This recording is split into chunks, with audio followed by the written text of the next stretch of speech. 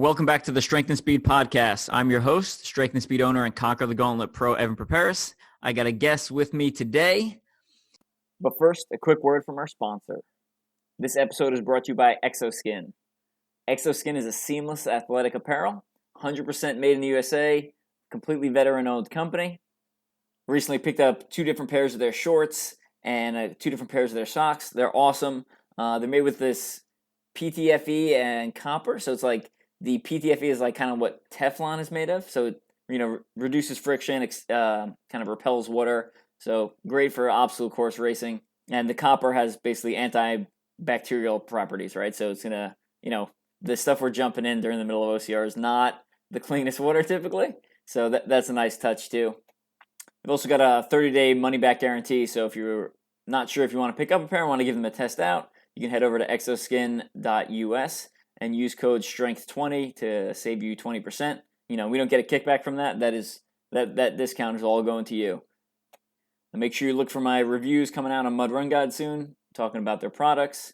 And then also be on the lookout. They're launching a new thing called Exo Underwear. So that can be used as a liner short or worn as an underwear. And first ever seamless short with sewn on 2-way stretch elastic waistband. Now, I actually have been wearing the regular shorts as underwear for some, sometimes when I dress up nice, or I've been doing some martial arts training, so I've actually been wearing them for that too. And they work pretty well for that, but I am excited for the Exo underwear. Definitely gonna pick up a pair of those too, test them out, and then I'll probably throw another review up on Mud Run Guide. So head over to exoskin.us, use code STRENGTH20, and that's it. Let's jump into today's episode. Joining me, I have Aris Makris. He is a Pankration instructor in Montreal, and he owns his own essentially martial arts studio that teaches Pankration. And he's got the rank of PEDOTRIVIS Delta Taxis, kind of like master instructor. And we're going to be talking about Pankration today. And, normally this is an obstacle course racing focused podcast, but we like to bring on athletes from other sports and try to pull some lessons learned from them and apply it to the world of obstacle course racing. So we're going to be spending most of the episode talking about kind of martial arts and Pankration, and then we'll kind of cross over to OCR at the very end. Aris, thanks for coming on. It's my pleasure. I appreciate it. Thank you for the invite. It was very, very gracious of you. And it's great to be on a podcast outside of my own city, which is, and from a fellow Greek as well. Which is in the military as well, so everything is kind of relevant today and relative. Yeah, your accent reminds me of being home in New York. Like, I feel when I talk to you, I feel like I'm back at home with my family. So I'm really enjoying it. That's like, we consider that a hick accent over here, All right. We have our own little areas here, which are very, very Greek, and everybody says, well, your accent reminds me of that area, So, wow, you can take the boy out of the village, but you can never take the village out of the boy, right? Right. All right, so, a lot of our listeners may not be familiar with Pankration. I mentioned it on a couple episode actually a couple months ago, but let's start off with like the basics. What is Pankration? Well, Pankration in its entirety, I mean, in the original meaning is pagratio, depending on the dialect where you came from, from back in Greece. Pagratio, pankration, it means all powers in short, all-encompassing powers. And what they meant by all-encompassing powers is they meant all-encompassing powers. So depending on and most schools back then taught basically this. It was the same derivative, but depending on the state that you were in, it was practiced slightly different. But it means all powers. That means everything. That means harmony between. And there's a lot of misconceptions, as to how they got to where they got. But it means a complete warrior. Pagratio, because even in the Bible, in the Greek version, in the original Greek version, pagratios refers to God, meaning Almighty. So when they say pagratio, it's a derivative of the word, and that means all-encompassing power within our own powers, right? So that means, if it means grappling, it means you're complete fighter. That meant you can grapple, you can strike, and striking meant hands and legs. It didn't mean you can box or you can kick box or you can, they didn't break it up like that. It was striking and it was, and grappling were together. It was pagratio. They just didn't separate these things. And all depended where you came from. If you were from Sparta, it was practiced. In its entirety. If you were from Athens or the other states, it was more slightly watered down. Now, what we consider watered down is what they considered watered down. To us, that's brutal. In today's world, it would be brutal because nobody trains that way. And now, if you can, that's the Athenian. Now, if you were to look at the Spartan side of pankration, don't forget, Spartans were mostly all of the warriors back then were very well rounded, and it does relate to this the obstacle course races. I mean, these guys, it was a physical world. They had to be able to do everything and anything, running through obstacles. I mean, some of their obstacles was absolutely insane. Yeah. So Sparta's version of pankration was, what we do in war, we do in practice. That's exactly what they did. And so there's a nice little story, if you want me to tell you, about this guy Alcibiades from Athens, who went down to Sparta, and he was a pancratiast. He was an Olympian. He was a very well-known Olympian and champion pancratiast from Athens, and he decided to go train in Sparta. And the Spartans back then would having somebody come in from outside, knowing that they know what kind of life they led within Sparta, they embraced them because it took guts. It took a lot of guts, and I'm being very, very modest with my wording, right? So it took spine, man, to get into, to go through the training that the Spartans went through. So he spent 2 years in Sparta, and he went back to Athens 2 years later, and he was sparring with one of his teammates. And he got caught in a rear naked choke.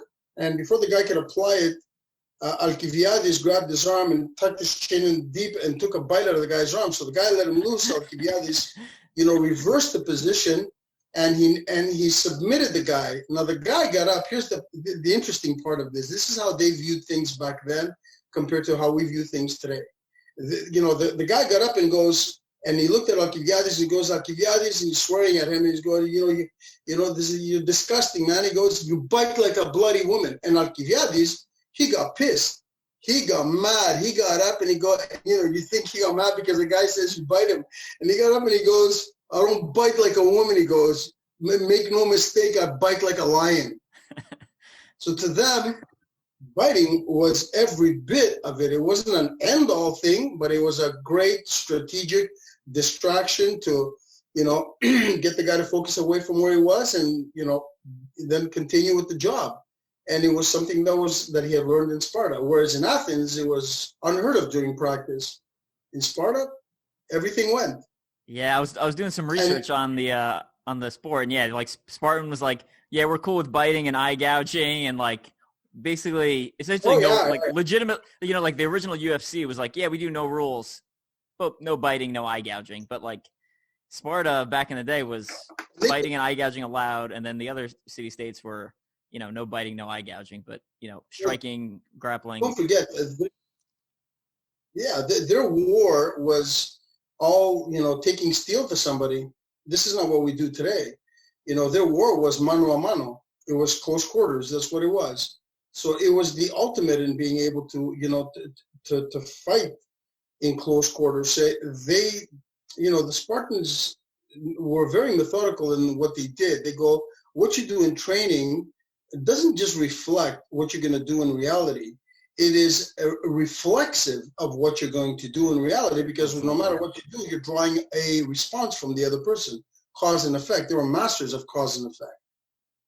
Yeah, I mean, we see that in the military today, right? Like the whole saying, you train like you fight, right? Because, and, in martial arts too, right? So when you are in a high stress situation, you're going to rely on what you've done in training. So your body will like reflexively fall back to that because that's what you've rehearsed, hundreds and thousands of times. Exactly. Well, the Greek philosophers used to say in battle you rise to the level of your training. Today they've kind of like reversed it a little bit. Just gave it a different spin to it. They go today under pressure. Under pressure in reality in battle, which is under pressure. Do you fall to the level of your training? Yeah. This today's spin on it, but in reality, that's what it is. Whether you want to say it rise to the, they considered it rise back then because, they thought, they perceived, ultimate training is, is exalting, you're exalted in battle. So you rise to that occasion, you rise to your training. And that was more for the Spartans because they spent 14 hours to 16 hours a day training compared to everybody else who spent maybe 2 or 3. Yeah. So, more time spent in the training of whatever you're doing affords you more time to figure out, the nicks and crannies of that particular drill that you're doing because you encounter so many obstacles along the way within that drill, within that time. So, yeah, it was reflexive for them. They knew that, there were no rules in combat. So, when the UFC, you mentioned the UFC, the first UFC they opened up, there was still they still had rules. I don't think you were allowed to hit the joints, I think the knee joints and the back of the cervical spine or the throat. You weren't allowed to do that. Aside from the eye gouging and biting, there were certain other rules that you were not allowed to do. And yet people still found that brutal, right, by today's society. Because don't forget, all of them were uneven. None of them were even. If you would have seen all of them even as they were today, you'd see a completely different fight. So it was very, very brutal, in the sense that people, one style took advantage of another style's missing elements. So in essence, what you saw was a pankration match without pancratists. Yeah. Nobody was equally, nobody was equally matched. There was no equal match. One guy was missing grappling. The other guy was missing boxing. The other guy was missing striking. The other guy was just striking. The other guy was only grappling, and we all know, based on the rules, one has an advantage over the other. Yeah. If you're unequal. So it was a different time.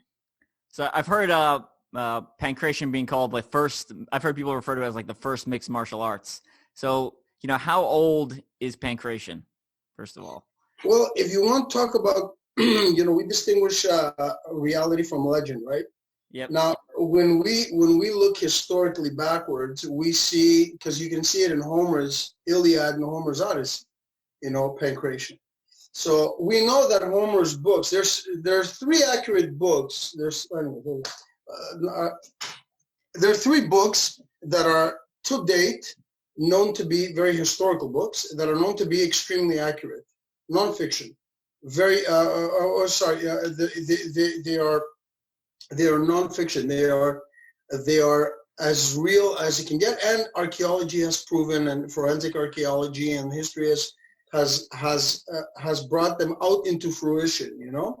And that is the Iliad, the Odyssey, and the Bible. Okay, so those are 3 books. And now Homer's Iliad and Odyssey both have inside references to pankration. Now, if you take each person's story separately in there, Homer, Agamemnon, Menelaus, Achilles, Ajax, and yada, yada, yada, yada, each one have their own stories separately. Aside from that, this is the beauty about ancient Greek history, is each one of these have been, preserved. But Homer preserved them in one big piece. Now, Homer's Homer's books were written 1,000 years after the fact.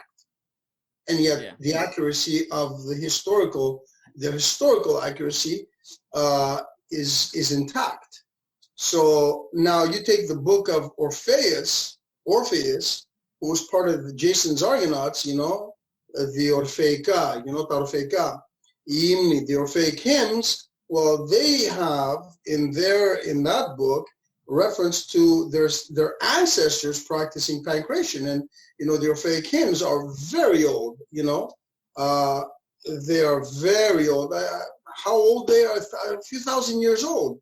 So, they go way back then. So if you're looking at just legend, and we don't have legend, we have, in our history, we have fact, because most of these have been brought out. We know where Odysseus lived. We know where Achilles lived. We know where Jason lived. They've uncovered a lot of their stuff, their places of domicile. They've uncovered all this stuff. So it's not something that is out of a movie. These are real. All it requires is just people to just go in and do the research and find out where these places are. They've already discovered them, so pankration goes far back. Now, most modern historians who are, going through the internet and just looking at copy-paste scenarios, they look at it as, well, it's found out with Alexander the Great, Well, Alexander the Great was a contributor to his military going across, into the Indian Kush and through the Indochina Trail. They stopped in India. And then from then, a lot of his guys had moved out when Alexander the Great had died. The Indians took him. Now, some tried saying, well, Kalaripayat was older than Pankration. Chronologically, no. Legend-wise, well, China is 1 million years old. But we know that historically, China did not become China up until after Alexander the Great's death as a nation. Before then, it was just tribes. So there was no China. There was no China, no China. There was just tribes. So they didn't have anything that was established, that was holistic. I mean, Alexander the Great walked in, and just his Pancratius, all of them were trained in Pankration, and his Pancratius just walked over these guys. You take a look at Porus, King Porus's army, the Indian army, who he fought against. That was the shortest battle done. It was the shortest battle in the sense that it didn't take very long. If Kalaripayat was so powerful and so this and so that, you'd think they would have made a better stand. But it wasn't. Kalaripayat was not as old. And if you take a look at, we look at things from two perspectives: function or cosmetic. Yeah. And Pankration was always function. There was no ritual. There was no religion within Pankration. Pankration was the study of the art of war, but taught in schools, the Aristotelic school, the Socratic school, the Platonic school. They were taught in schools because in those schools back then, Pankration was part of their learning. It was part of their education. Like they used to say, I can think, hence, from one side of the spectrum, hence I can fight from the other side of the spectrum. I can do everything in between. Because anyone who had graduated from these schools were like Alexander the Great, and he wasn't the only one, who were masters at, they were a student mathematics and history, at religion, he was a botanist, he was a mathematician. The guy was just, most of these guys that came out were just very talented because the school of life back then was taught, they were teaching different things as opposed to just occupation as they're teaching kids today. Yeah. So Pankration was part of that, and Pankration was very, very, very scientific. There was nothing non-methodical about that. I just think today there's a misconception. A lot of people, I used to get into, discussions on the internet. I stopped getting into discussions on the internet. Probably a good call. Because it just doesn't go right. People are stuck, and I don't blame people because they're kind of like stuck with the image that they have given the info that's in front of them. Don't forget, there's books and books, the old books, Xenophon, Pausanias, the Orphic hymns, the Iliad, the this, the that, the yada, yada, yada, yada, that all depict Pankration in there. You'll always see it in there. And the thing with that is that, most people today are just getting their stuff off the internet. So they try to equate with what they see, and they put an image in their head with what they know. I had a discussion with one guy. I think it was more like an argument than a discussion. I didn't want to argue. I was just trying to tell the guy, he goes, dude, there was boxing in Pankration. Dude, there was no boxing in Pankration. Pancratius were not boxers. They were not pigmaki. Yeah. They were pagratiaste. So when two people walked by and they saw Pancratius, they saw two guys, rolling and hitting each other while rolling and standing up and taking shots and kicks and clinching and kneeing and elbowing and this, they would ask, what is he doing? Well, in the Greek term, it was called pagratievode. It was a verb. Pankration was a verb. is a verb. Pankratevode. You can't say that in English. He's pancratiizing. It just doesn't go. It sounds just dumb. But that's what it was. Pankratevode. You can't translate that. So, and this is what they did back then. They did not box. They did not wrestle. And another thing, a guy was going, well, dude, how did they get to box like that? It's like boxers, taught Pancratius how to box, and wrestlers taught them how to wrestle. This is the biggest malarkey, and this is what happens when you're not, your main source is the internet. I mean, just the internet. Yeah, you got to get books, man. I mean, if you really want to know what happened. So this is a known fact that no Pancratiists not only did not go to a boxer to learn how to punch, or to a wrestler to learn how to throw or pull any wrestling maneuver, but they considered those two inferior and not worthy to train alongside with, meaning Pancratiists trained separately from these guys, alone, in their own little place. And you know who they had with them? Musicians. Musicians and sculptors, because they considered musicians scientific. There was a rhythm to what they were doing. Interesting. And that kind of like equates to Cali, with the old Cali schools where they would play the bongos. There's a rhythm that they go with, because it is musical. It's rhythm. It's rhythmic in training. In reality, there's absolutely, they would say, it was a monstrosity. When two men engaged, it was a monstrosity. When they practiced, it was poetry. But in reality, it was a monstrosity happening in front of you. It was the ugliest thing.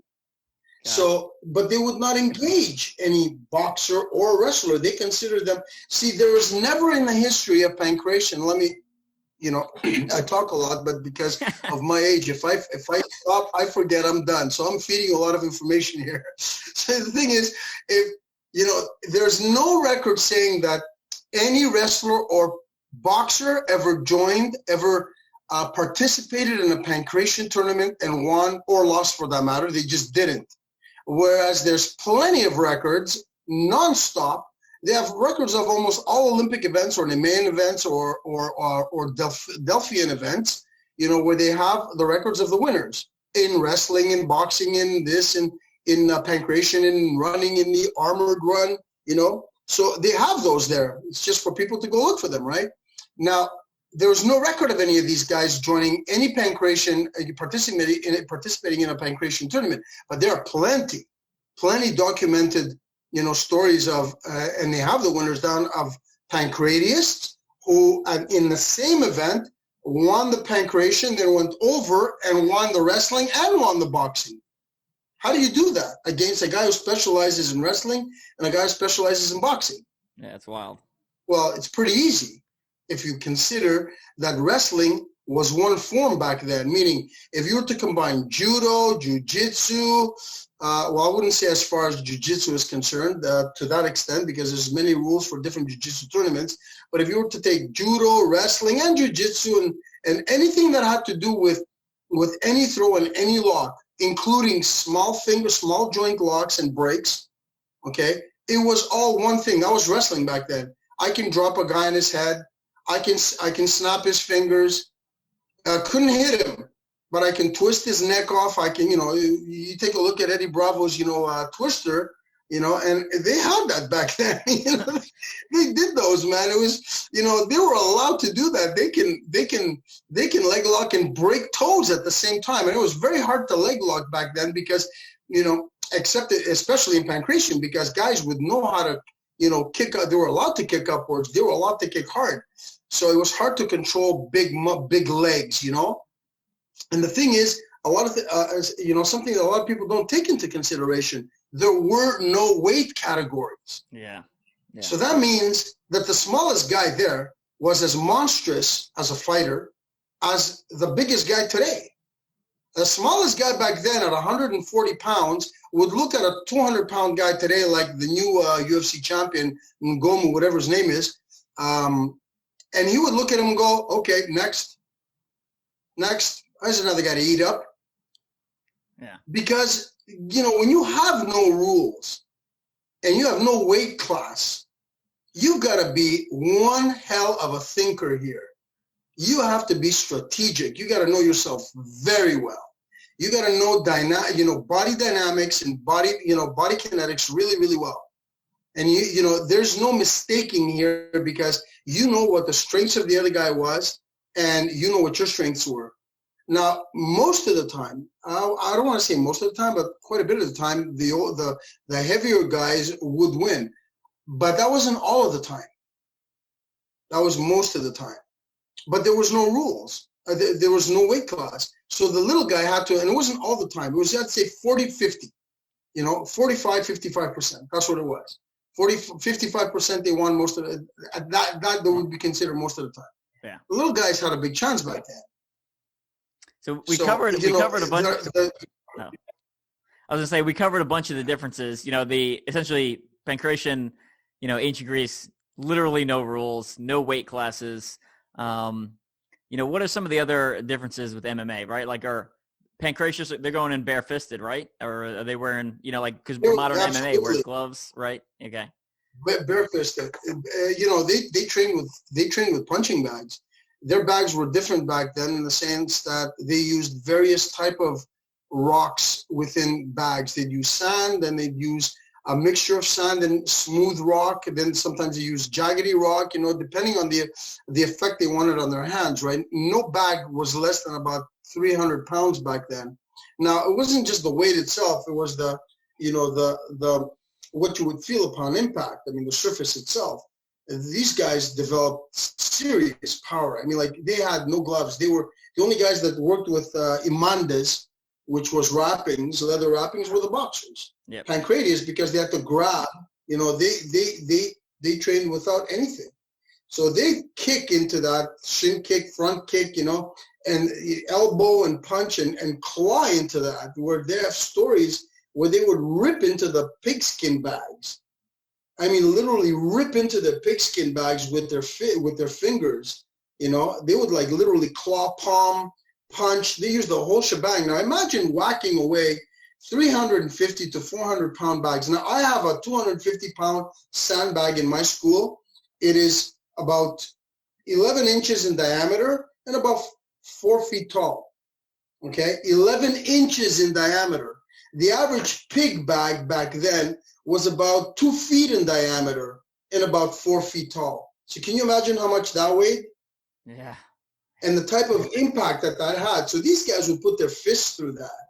Like, can you imagine meeting up with a guy his fist is harder than the surface that he's been hitting? So it's not just the weight, but it's what the punches, the knuckles are encountering upon impact, where the body would compensate for that. And obviously these guys were good eaters. So, their knuckles would be developed. I mean, the little bones in their fists, their ligaments, their tendons would just, they would talk about reinforcement, Yeah, I mean, so that's the original iron body, iron bone training there, right? Like, yeah.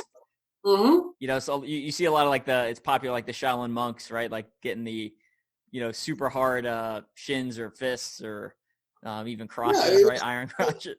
But that's the original one.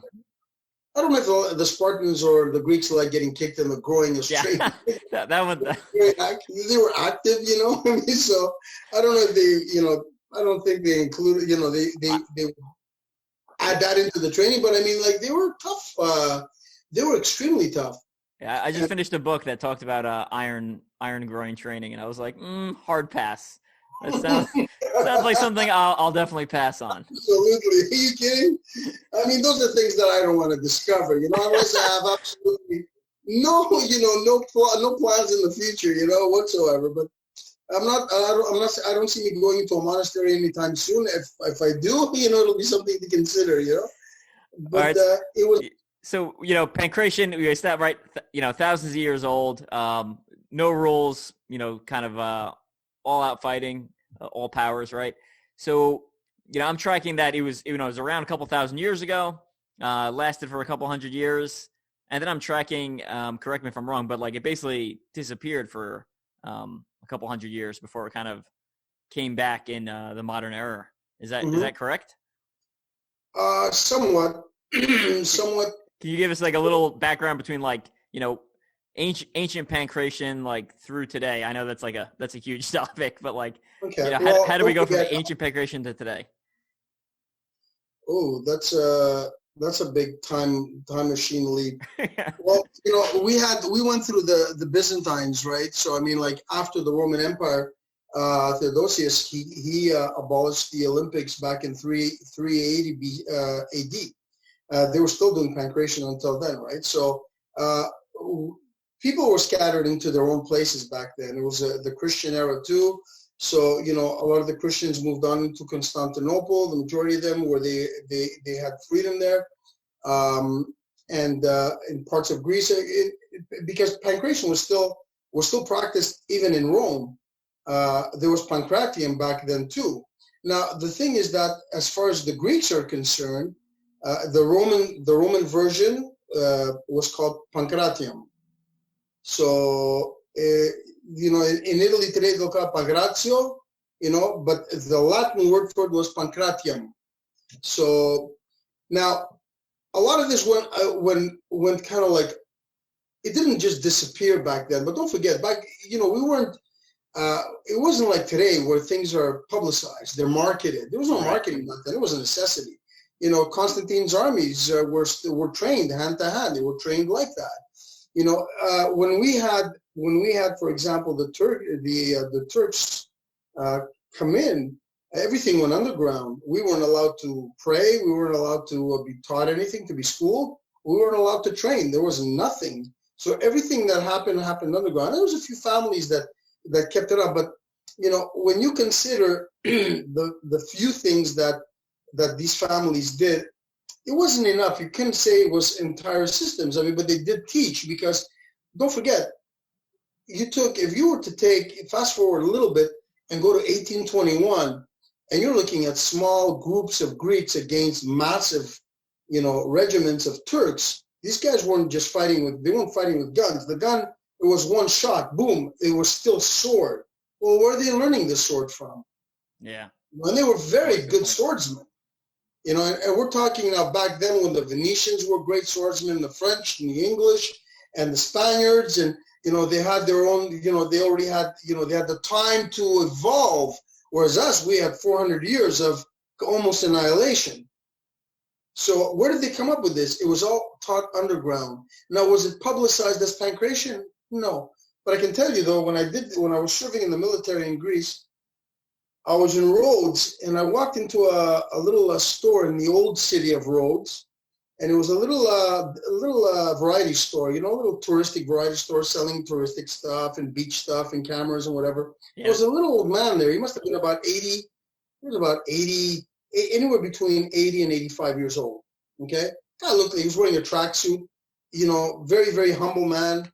Very, very, very, very gentle man. And behind him were pictures and pictures of him in various kicks. In stances, that you would see in, boxers stand, or when I say boxers, I'm just generalizing. You'd see a guy that would, in a stance, in a fighter stance, where you might get, you'd get a guy you ready to kick or punch or whatever. And I was very curious. I go, and in the pictures, he looked like you took them yesterday, because he wasn't some young guy. It was an old guy. And he goes, and I go to him, well, what are those? Who is that guy in the back? He goes to me, well, that's me. I go, so what are you doing there? He goes, I'm doing pancratio. Mm. I go, pancratio? See, he goes to me, pancratio. He goes, that's what we call it. He goes, because they came from Asia Minor, these guys. They carried it from Asia Minor, these families. Now, nobody knows exactly which are these families. There's not one person. Nobody knows.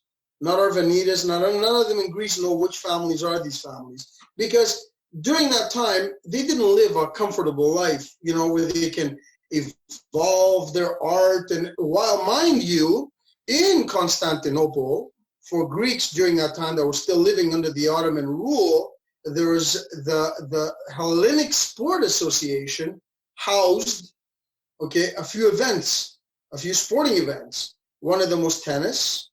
It was soccer.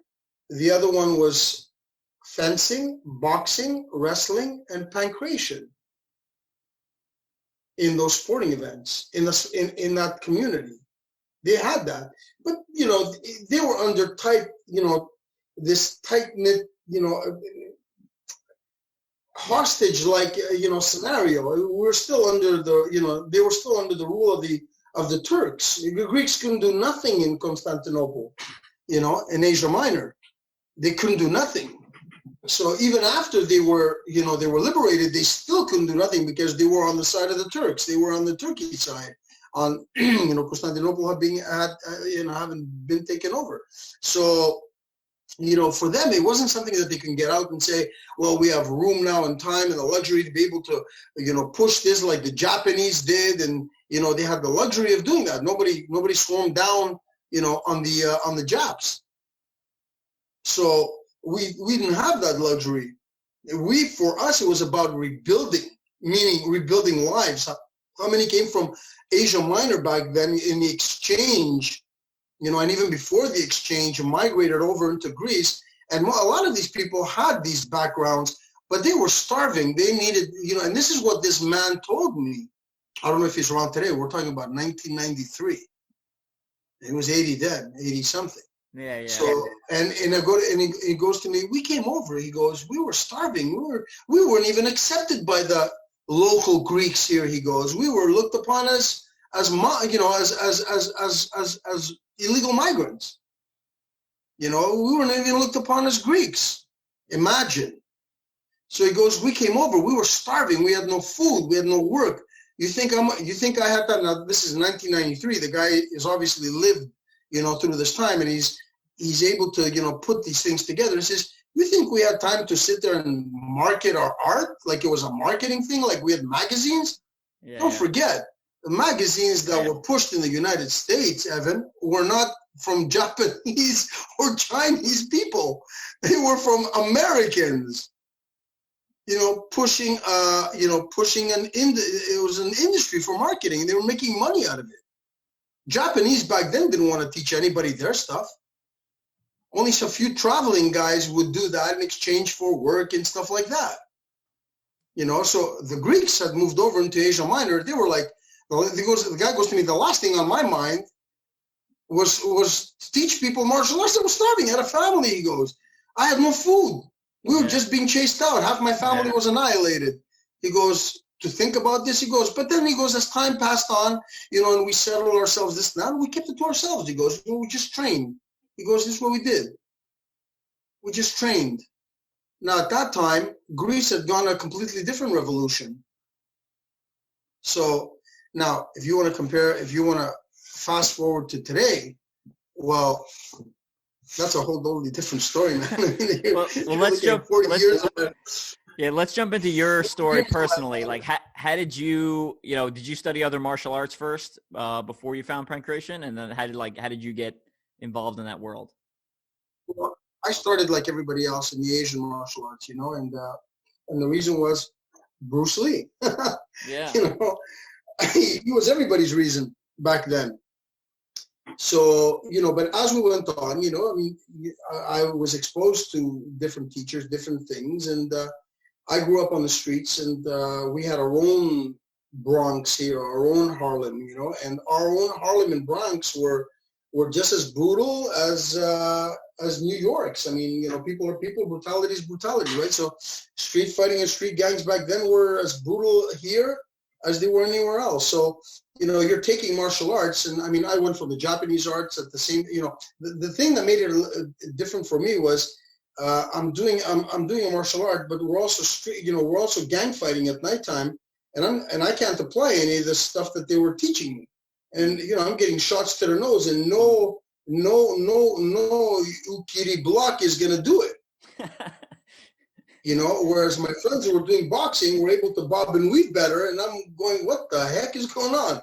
So I jumped into boxing. You know, I'd go back to my karate teachers or my Chinese boxing teachers. You know, I would look at it and go, well, you know, I walk in with a black eye or a fat lip or whatever, you know, from the gang fight we had the night before. And, you know, he goes, you know, they would ask what happened. Well, I go, I tried to block, and I would ask him questions. I go, how do you do it?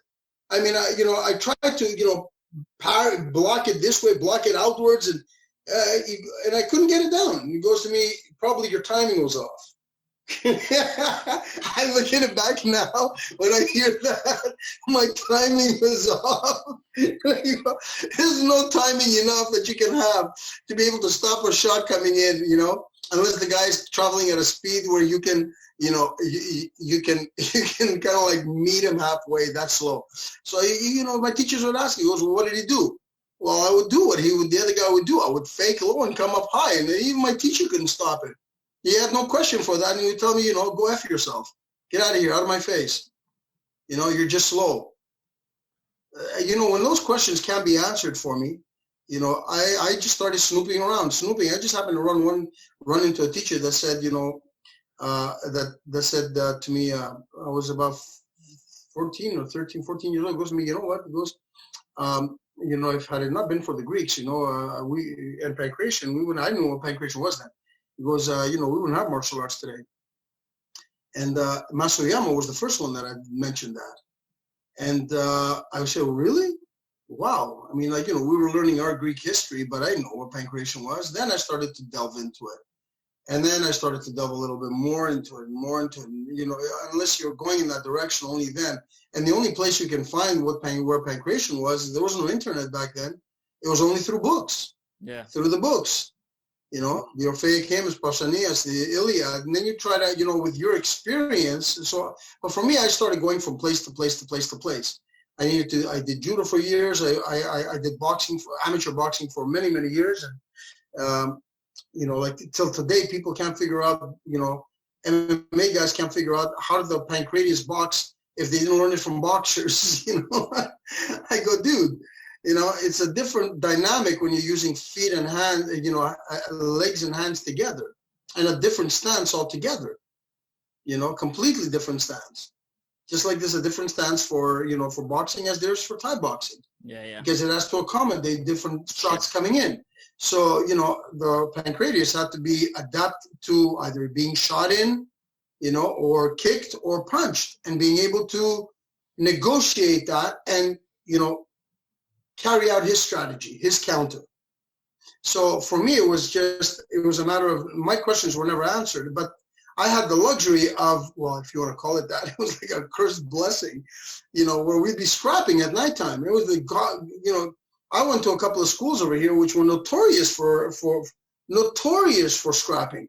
We'd scrap at least one fight in there, one fight going to school, one fight in there, an average of a fight after school because somebody called you out. And then you'd have at nighttime, where we get together like 7, 8, 10 guys and go meet the other neighborhood across the tracks and scrap it out with these guys. And then go back to our martial arts schools, and none of it made sense. And then you worked as a bodyguard and doorman for a while too, right? I was a doorman for 20 years. That's where the proving ground was. See, that's what I was going to say. I was like, your stuff's been applied in real world for years of refinement there. Evan, it was the greatest wake-up call, because at that time, I still lived at a time where people were going one-on-one, and they were still ganging up on people, and there was no guns just yet. They started coming out with guns. I'd encountered a couple of those, but the majority of it was either fists or knives, and bottles, broken bottles, stuff like that, bars. They'd have extendos back then hiding in their jackets. I was 25 years in clubs, so. I mean, the amount of stuff that I've seen out there, and I avoid the internet conversations because, when you hear most people making fun of, you're going to jab him in the eyes and you're going to win the fight and stuff, or you're going to bite him and I would do this, I would do that. Man, I've seen so much in 25 years, and I understand that everything has its perspective. A jab is not to end the fight. A bite is not there to end the fight. These are all tactics to be able to open up different doors. That's what they are. And you have to know what kind of reaction you'll get from those, and then what you need to do to be able to follow through. So that 25 years in there, where I don't remember having a one-on-one. It was either 2 on me or 5 on me, because we were very, very few bouncers, So, and it was the brawls that would go on a weekly basis was insane. There was times where, guys would come in there and they'd pull out the knife, and some of them would just, grab a bottle from the bar. It was like nonstop. And then you'd have the average, you'd have various guys in some of the more popular bars that I worked in, and that come in from, wrestling schools, judo schools, boxers that have come in there, and very well-known boxers here in the city. And, they, when they see you maneuvering in a particular way that reminds them of 100 piranhas on a capybara, they kind of come to terms with what their limitations are. So in their mind, they're thinking, the average boxer is thinking, I got to take him out right away. Well, good luck, dude. I boxed also. I'm not going to sit there and box you. It's not a boxing match, So it provided a proving ground within those 25 years where, having seen so many different people come in there from various areas of the martial arts world and the combat sports, that it was a proving ground for me. It substantiated the reason I went in this direction, and I understood, reading and studying a lot of what the old guys were doing. And when I say old, the ancient Greeks were doing, and my main guys I compare with, that I use as reference, that we will never see here today, ever. And I think some of the top names in MMA today have even agreed to this. You bring any one of those guys back, and they would massacre these guys here. It would be a massacre. But they wouldn't agree to the rules that they have here. For example, the Spartans would not, the adult Spartans would not participate in any Olympic sport, because for Pankration, for example, they would participate in the other ones, like the armored run and the marathons and stuff like that, the spears and whatever. But they would never participate in the Pankration, because they considered it a pussy's sport. That's exactly how they saw it. They go, what? No eye gouging, no biting. What are you, nuts? What are you guys doing? What are you playing around? And that's exactly. So what they would do is they would send in their youth, their youth to practice on these other poor, unsuspecting boys. And their youth would dominate. They would just massacre these guys. They were ferocious. Their drilling processes were insane. So let's jump to today. You have your own. What do you call it instead of a dojo? What's it called for the Pankrationist? The real term is a palestra, right? Palestra. It's a palestra. I call it an academy. Okay. It's a palestra. That's what it was. The palestra palevane. So.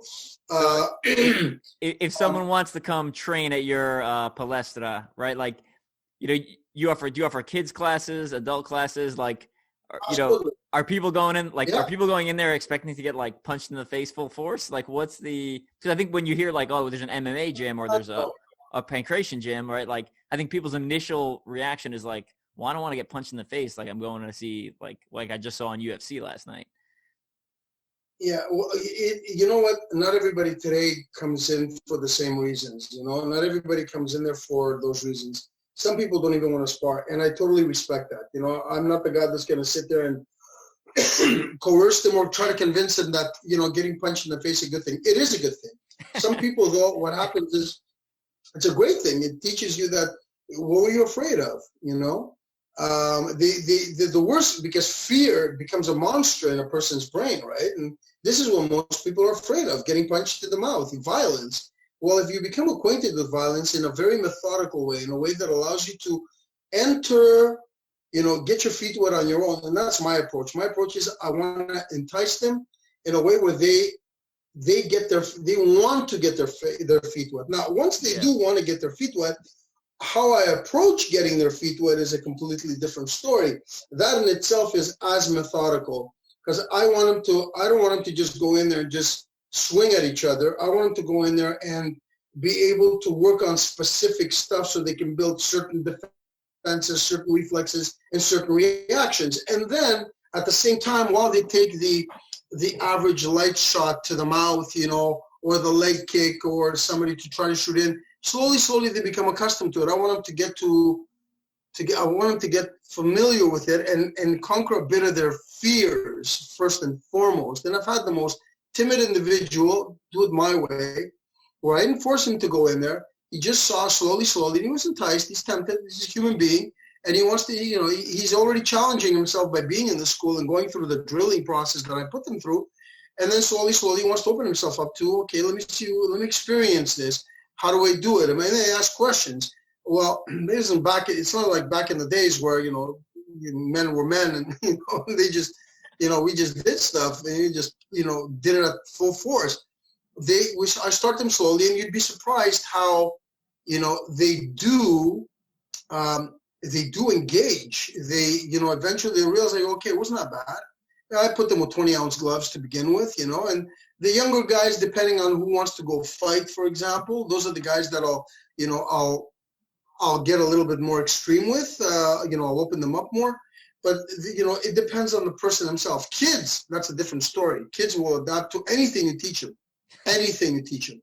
So, I mean, if you go to YouTube and you punch in Spartan Pankration Academy rank test, you'll see some videos that most parents find completely brutal. And I don't even send my parents that call me up and say, well, listen, I want to put my kid in your school. I heard this, that, whatever.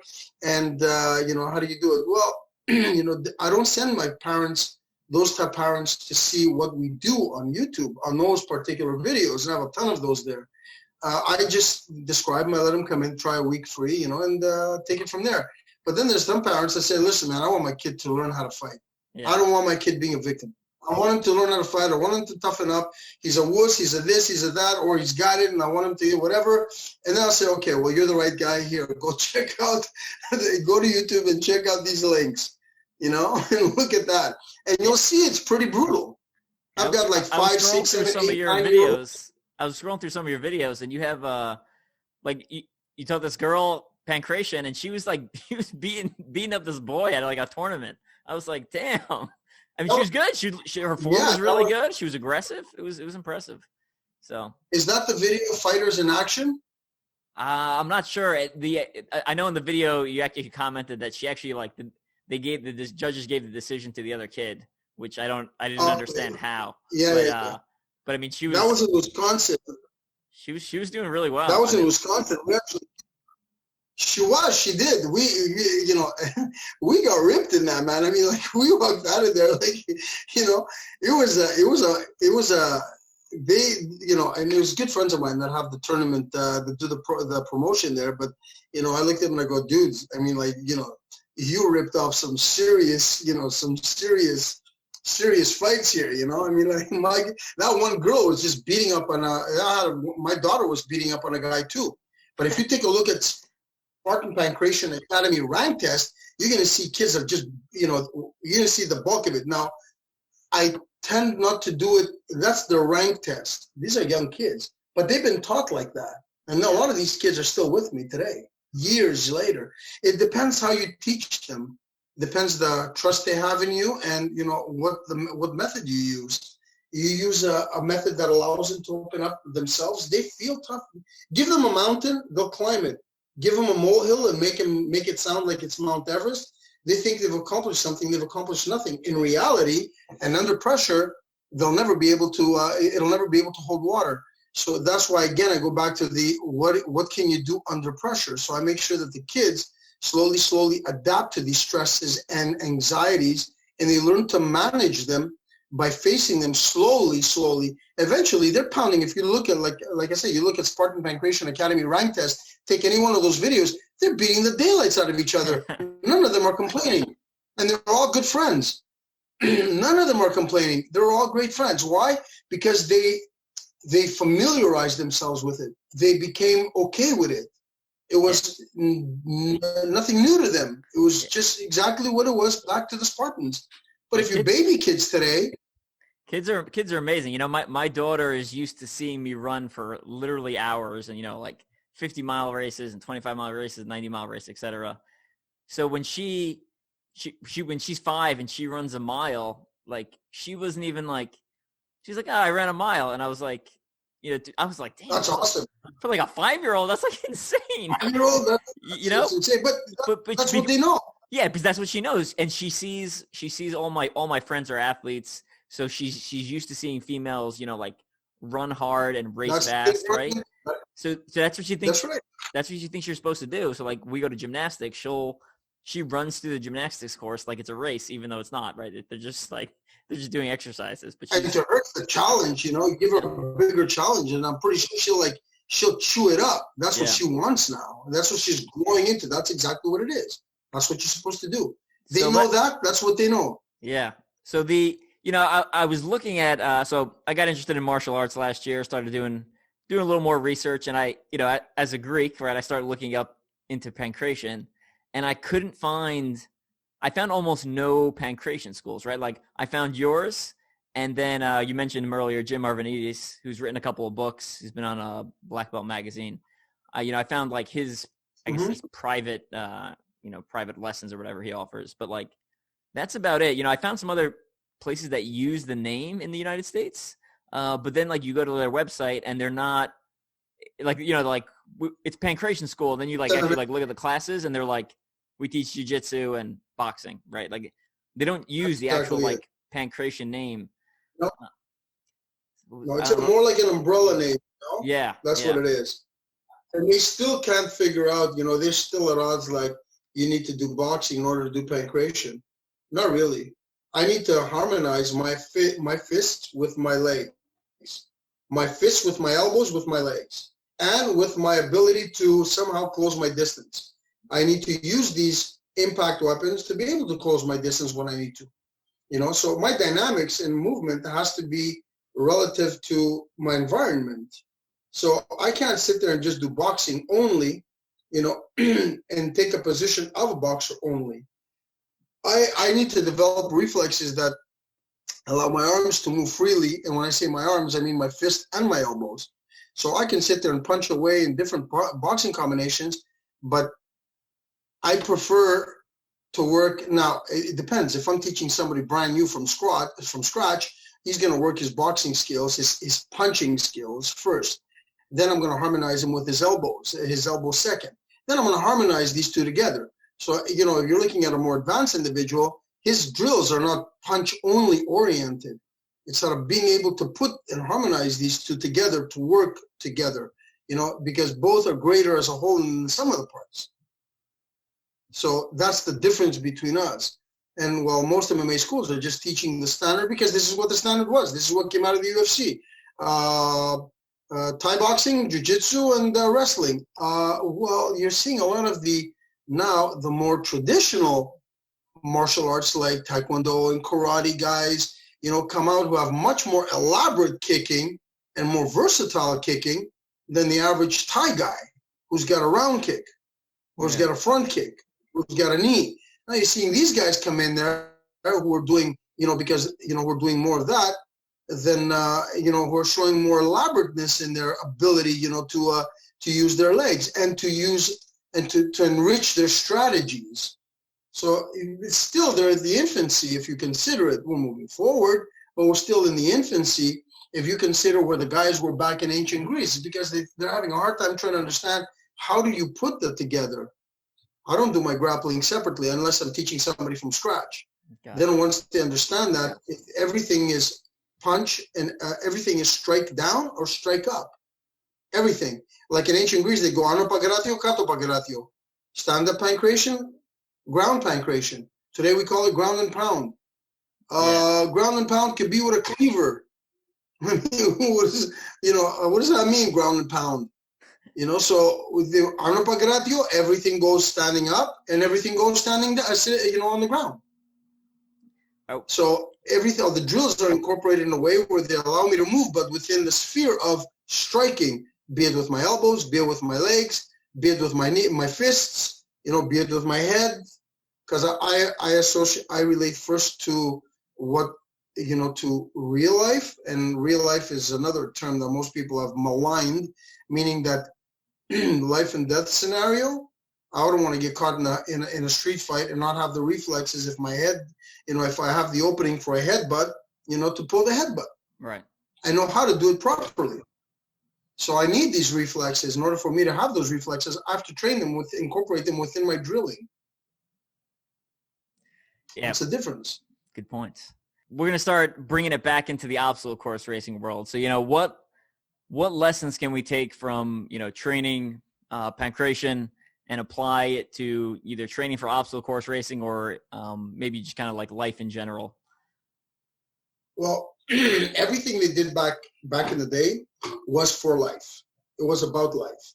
That was the warrior culture back then, especially in the Aristotelic, the Socratic, and the Platonic schools. It was all about life, and it was all about what they would encounter in life, the obstacles of life.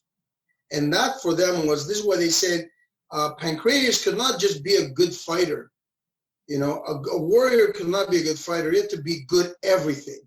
So obstacle courses was a main dish for these guys, you know. This is why they did the first Spartan races, you know, and I had been invited by the original owners of the Spartan races here in Quebec when they did the first one to do displays, you know, but I couldn't because I was off doing seminars in Europe. But we did participate in a lot of them. We still, you know, we haven't in 2 years, but they stopped doing the Spartan race here and the Tough Mudder, and they have other smaller ones. Well, we wanted to do the bigger ones. They don't have big ones. So it's been about 2 years we haven't done one, but we did. We would constantly do them. And for them back in ancient Greece, you had to be everything because it was a physical world. Number one, most of these guys you take a look at Alexander the Great, he had some of the greatest mountain climbers, you know, that anybody could have. He had to climb an entire mountain to get over to one side. He had some of the best mountaineers. You know, but everybody was able to climb. They needed to have these things. They needed to know that they can go through major obstacles. They needed to get to one place as fast as possible, you know, from one place to the other as fast as possible. And they needed to know that they can overcome any type of obstacle, any height. You know, they needed to climb ropes. They needed to be able to, you know, to walk on thin walls. You know, they possessed many skills because they weren't just fighters in the palestra, they were warriors on the battlefield. They needed agility.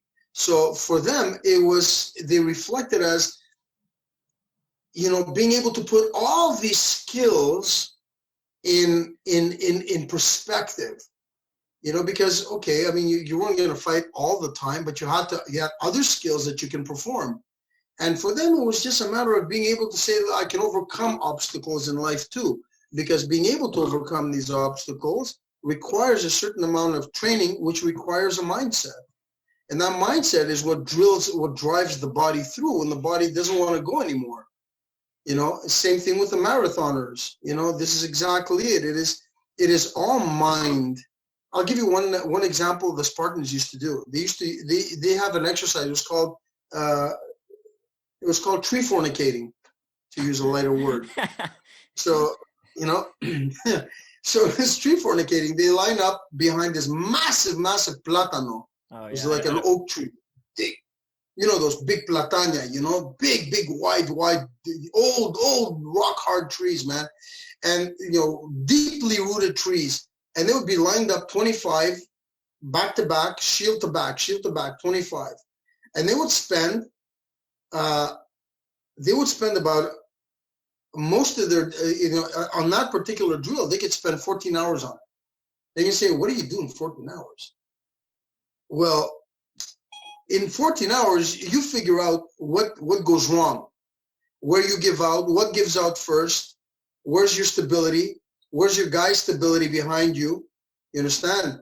You know, where do your legs give out, where do your feet give out, do they slip, how do they slip, where's your stance, where's your position, where's your stability, and then, you know, learning how to dig in properly, and where's your strength, where's your first, your first one, your second one, your third one. You know, the longer you stayed in a particular exercise, the more things you discovered along the way within that exercise. By the time they finished, they had.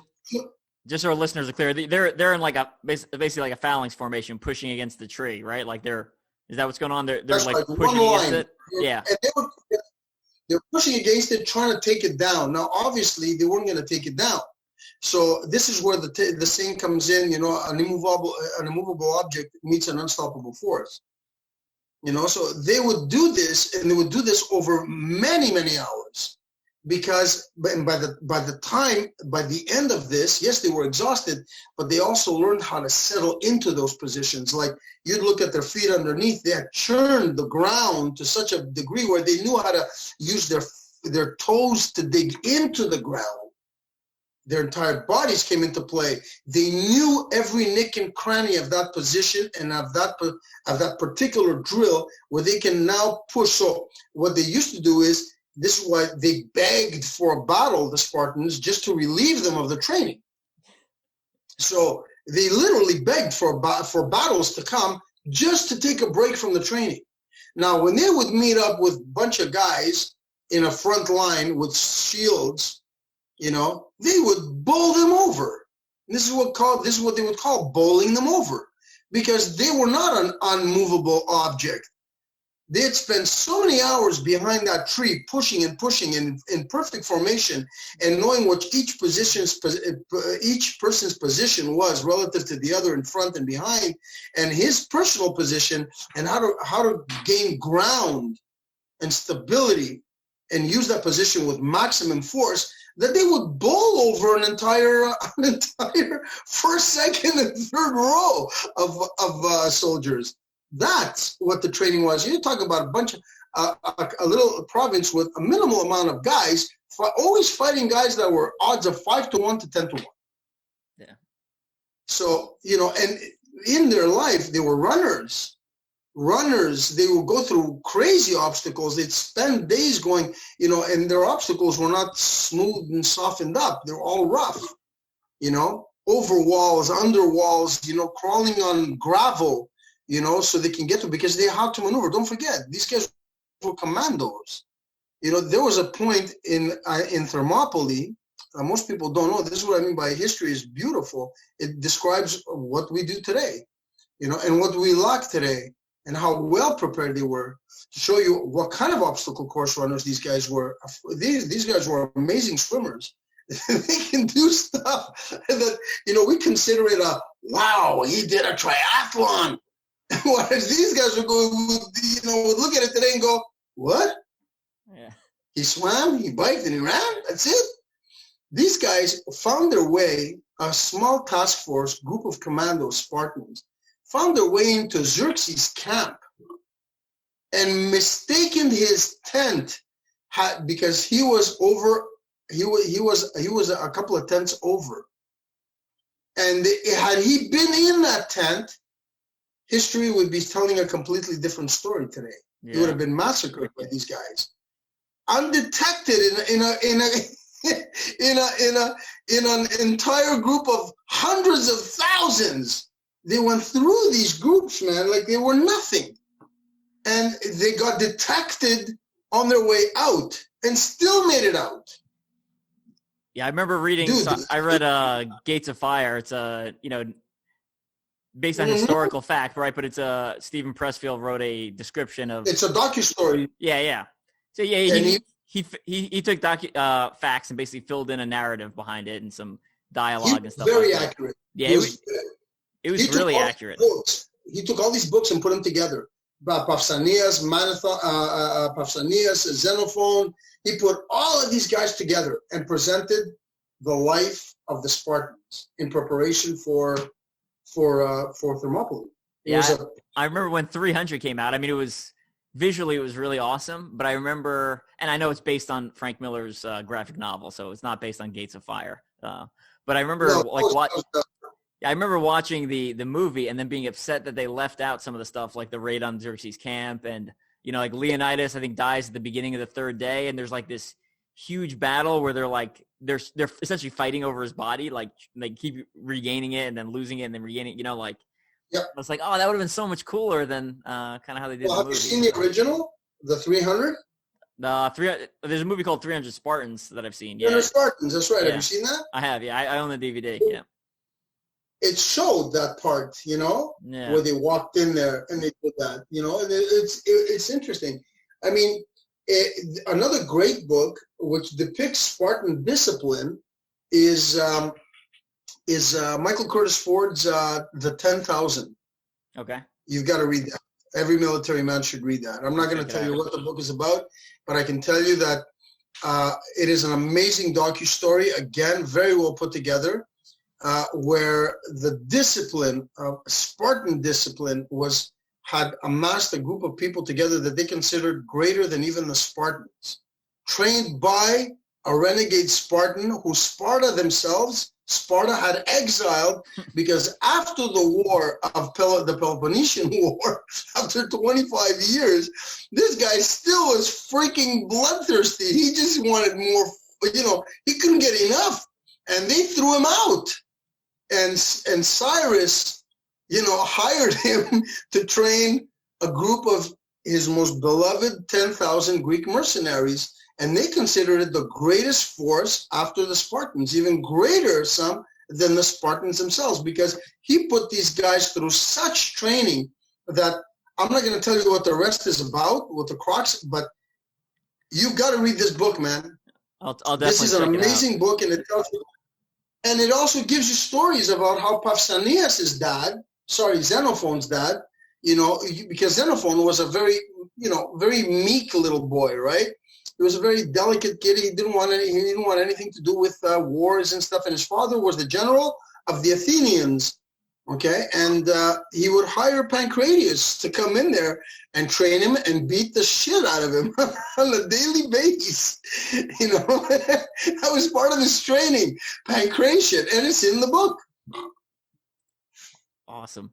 So, there's a lot of great stuff coming out of there. Like I said, we cannot compare to this. And I use these guys as my references, because until you can get better guys than that, today we are lacking. We're lacking everywhere. We're just gibbering about, which art is better and this and that. No art is better if you consider them separate and, within a frame of fixed stuff. Back then the Greeks had no limitations to it. Your family's from Sparta, correct? Like actually Sparta, Greece. My father's from Sparta, so the testicles come from Sparta. My mother is from Arcadia. She holds from the Kolokotroneikosoi, the Kolokotronis side there, and they're just as warriors as every bit as everybody else, And if you consider, Kolokotronis was from the Arcadian, was he was the main man of the War of Independence of 1821 for Greeks against the Turks, and the war started in Mani on the Spartan side. That's where they originally set, and decided on the war, and it was then. And it's we still hold the Spartans down. I don't know if you've been down to Greece in those areas, but they still hold they still have the same genetic traits. Yeah. Hard heads, so stubborn people. As someone with Spartan blood, how do you feel about a business like Spartan using that name to promote a race? Do you think it's cool, or is it like, kind of? I think it was pretty cool. I was happy about them. I mean, I spoke to them. They reached out to me, and we spoke to them, and it was it was great that they would use the name, because in the beginning they did depict the difficulty level of the obstacle race, and it was difficult. You had to train. Now, not everybody went there, to get certain time, like yourself, who compete on a more serious level. It allowed everybody to kind of delve into getting to become a little better of themselves. Yeah, absolutely. And to finish that race, still it did depict the mindset of the Spartan. To finish the race, you needed mindset, tenacity. And I was good with that. I was very, very good with that. We participated in almost all of them that came around. We liked it. We did enjoy it because they made it very hard. I think the ones that were the better ones were the ones in the States, like the one in Killington. It was like, Killington was brutal. Yeah. That was I consider that a real Spartan race. The American obstacles, you hand it to the Americans, to put together, prior vets. They put something together where most of us Greeks that showed up there said, yeah, that's an obstacle course, So So it was great. Look, I mean, obstacle courses was part of military training. It always was. And it was great that it can be applied to the average person out there, that gave them the chance to say, wow, there's more to life than just drinking beer, We can have the beer afterwards, but, it gave people their perspective back, to be a little bit more physical, to get to know their bodies more. So if people are listening to this and they want to know more about pankration or maybe even train pankration, what resources are there available? Like, are there any schools in the U.S. or we got to cut up to Montreal to train with you? I have a couple of reps. I have one rep down in the Mississippi area of all places in Missouri,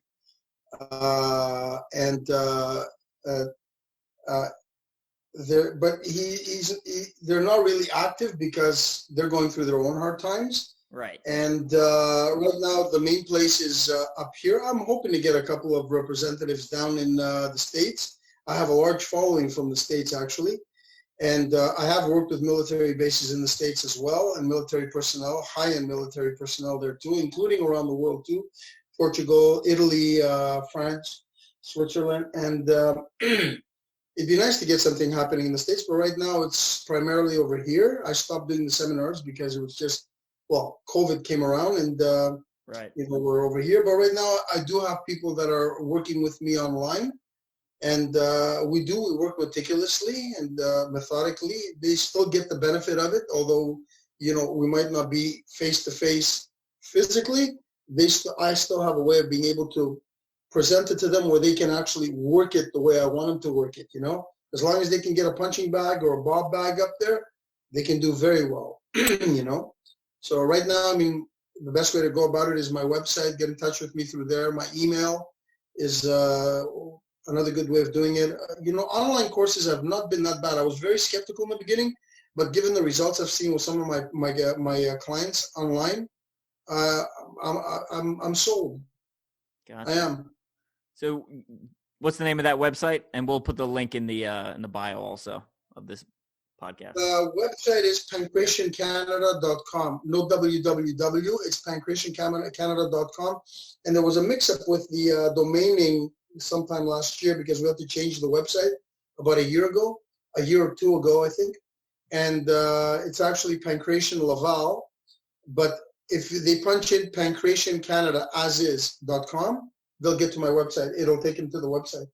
And they can send me an email from there, check out stuff. I think I still have a couple of links in there.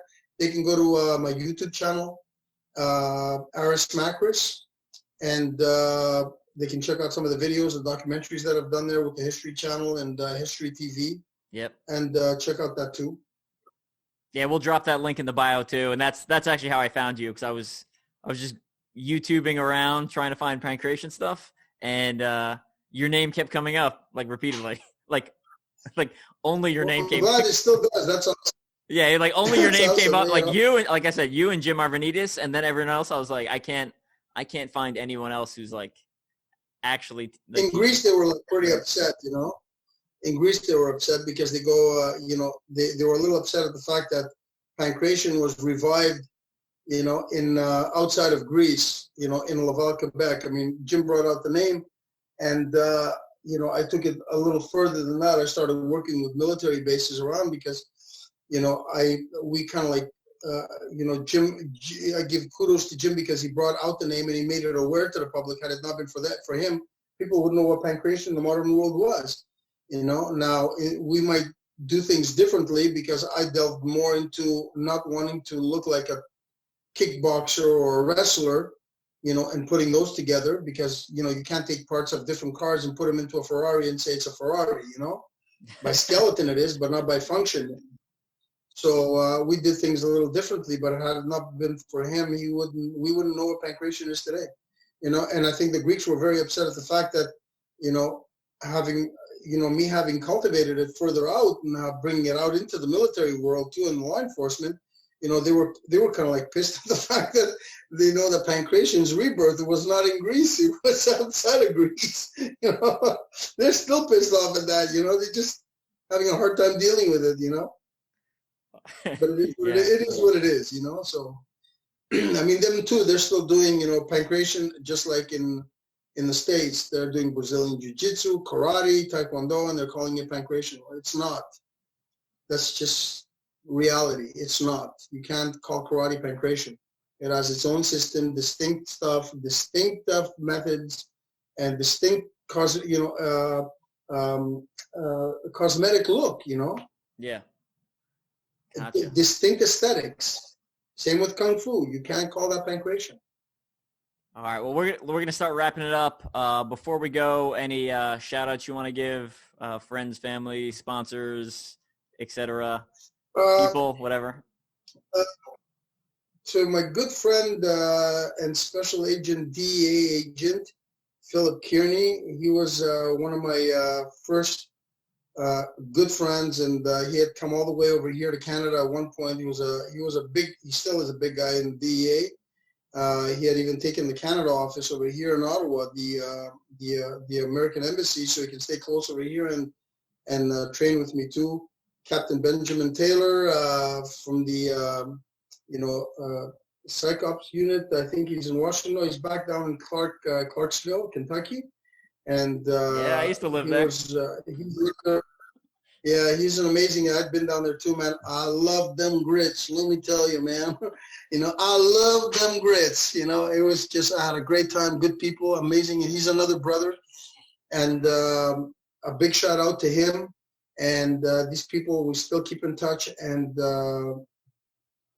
Jake Culver, my representative down in Missouri. Anybody who's down in Cape, God, I forgot the name. Cape Girardeau? It's down, Cape Girardeau, yes. Cape Girardeau. Are you serious? I can't believe I haven't found him yet. Yes, sir. So our list. So I did an event right at the start of 2020 where I basically traveled around and did obstacle course races all across the United States. And we actually went to that city because one of my friends has a good chunk of property there, and he built an obstacle course. So for our listeners, it's the William Schell, the owner of Mythic Race, which is going to have their first event in 2022. But I can't believe I haven't found him on the website yet. Oh man. Mm-hmm. And I love that place, man. It was such a quaint little town, man. It's like, I could see myself living in one of those places, and I had a good time. And also Ralph Gaines, man, this guy's an amazing individual. He's an author, former Ranger, former Delta Force. And he was the one that, he's another good friend of mine who we did some very intricate Spartan sword and shield stuff. He's an author and a very well-known author of the author/historian. He's directly related to the Jesse James family. He owns their guns, and he releases them out to museums around the country. You'll catch him on the movie The Assassination of Jesse James with Brad Pitt in the Blu-ray. There's a small little documentary on him, and he's another guy that I worked with also. He's an amazing individual too, very knowledgeable person. He was very, very interested in the Spartan way of training. He's another good guy out there too. He's amazing. I've been blessed to meet up with some really, really awesome people, really awesome. And I hope that, this somehow settles down where I can come across over there and start doing some seminars and stuff. That's my dream. Yeah, that'd be awesome. Well, thanks again for coming on. It was great talking to you and listening. I feel like I'm getting like a in-depth history lesson here. This is good stuff. So I know I've listened to some of you have a bunch of YouTube videos on and some podcast stuff. So if anyone wants to hear more, they can head over to your YouTube and listen to some of those episodes. I appreciate you letting me yap. It's not often I do that lately. I usually do that in my school, and my students actually tolerate me. And so I appreciate you letting me lay out some of the stuff that I do know about, how these people were back then. Gotcha. And for our listeners, again, you can head over to teamstrengthspeed.com. We've got new articles publishing there weekly. Just released one by Jared Renier talking about periodized training. We've got one coming up about future of Tough Mudder and some concerns. One about Spartan World Championship thoughts. Some other ones about why you should care about races with no prize money. And then all my books are available on there. So my training books are available on there. My biography, ultra-ocr man's available on there.